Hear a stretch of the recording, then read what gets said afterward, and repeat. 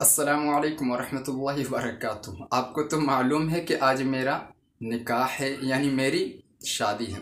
اس video بنانے کا مقصد کوئی مجھے یہ نہیں کہ مجھے دکھانا ہے، بلکہ کچھ مقصد یہ کہ ہر مسلمان کو چاہیے کہ سنت کے طریقے پر نکاح کرے۔ آخر نکاح میں ہے ایسا کیا؟ اتنے سارے کوئی خرچ کرتے، اتنے سارے دکھاوا کرتے، حالانکہ اسلام میں یہ ساری چیزیں نہیں کرنی چاہیے دکھاوا کے لیے۔ اسلام میں نکاح کو بہت آسان فرمایا ہے۔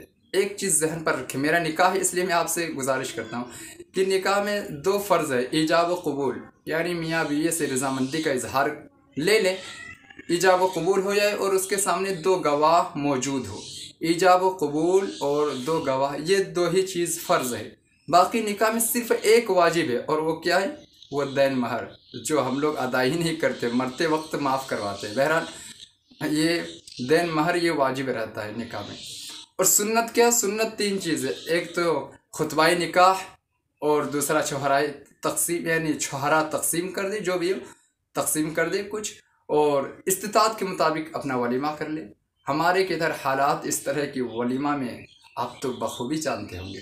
الحمدللہ میرا آج نکاح ہے، انشاءاللہ تعالی اف گاڈ ویلز ہو جائے گا، اور ٹمورو یعنی کل 1 PM کو ولیمہ رکھے، یعنی دن میں، ڈے میں میرا ولیمہ ہے۔